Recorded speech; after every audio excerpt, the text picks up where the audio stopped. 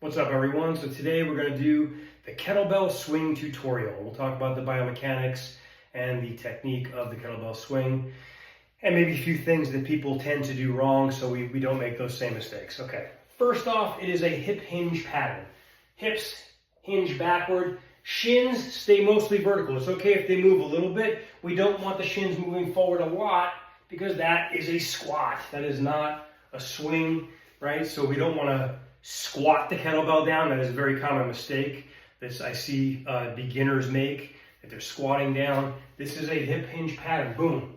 Push those hips back. We keep a nice neutral spine, so straight. You can put a pole from the top of my head down to my tailbone and keep a nice straight line. We don't want to round the lower back ever.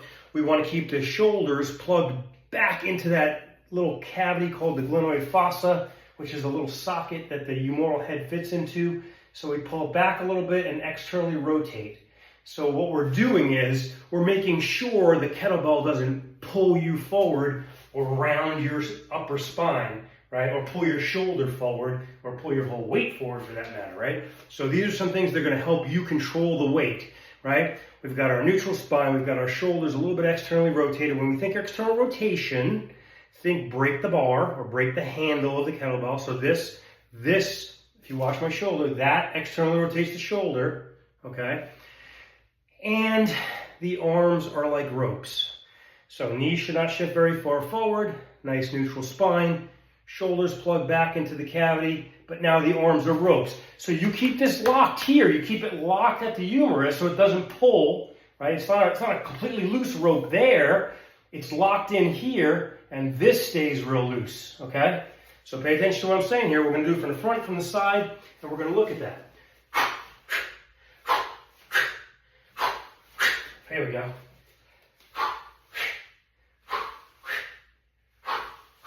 Couple of other things. So arms are ropes, okay? You've got hooks on the end of those ropes. That's how you keep grip on the kettlebell. You don't have to Hulk grip it.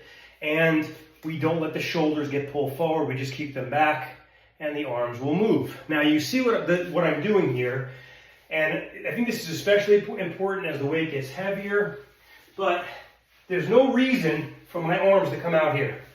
I could do it, that's fine, as long as I keep the shoulders plugged, okay? But I like to just do this. And you say, well, you know, some objections to that might be, well, why are you doing that? Well, there's no reason to let the arms come forward. That just allows it to pull me off my center of mass. There's no reason to do that, okay? I'd rather stay rooted. I call it T-Rex arms, okay? So we keep T-Rex arms when we do that. So again, I'm kind of locking it in maybe a little bit earlier. So really I'm mostly a little bit of bend, a little bit of motion in the humerus, but I'm mostly bending at the elbow joint. This is not an arm movement. This is a 0% arm movement if we want to talk about lifting the weight. Yes, you got a little bit of grip work there. Yes, you keep the shoulders plugged. But as far as lifting the weight, you should not be using your arms at all. This is a hip drive, okay?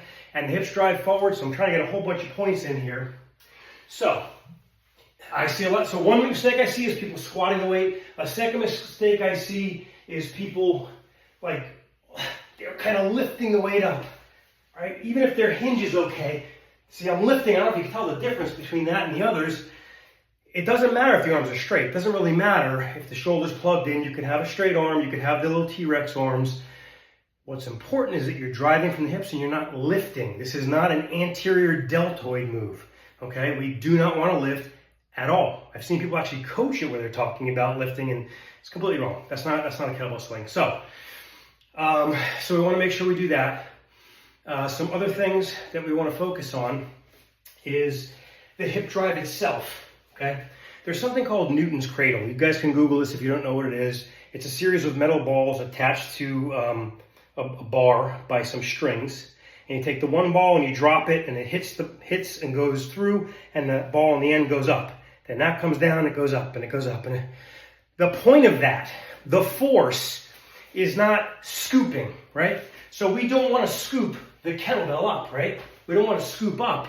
The force is going straight through. It's a straight force. Because I've got ropes, which is just like the two strings on the Newton's cradle, it's going to go up in an arc. That makes sense. So as I drive from the hips, my drive is this way, okay? This way. You guys see that? Straight out, that's my drive. Straight out, that's my drive, okay? So we don't want to scoop. You're going to wind up rocking your pelvis forward. That is not a proper kettlebell swing. Another thing to make sure we don't hyperextend, right? We don't want to hyperextend and go back too far. If you squeeze your glutes at the top, boom. It tends to stop you at neutral and protect the lower back. So if you have to understand something, your normal extension of your lumbar spine is 0 to 5 degrees. So we don't want to be hyperextending, or we're going to wind up hurting our back by, it's called facet imbrication, where we jam the joints in the back of the spine. All right, that's a lot of information. I hope this helps you. Let me know if you have any questions. Stay strong. I'll see you next time.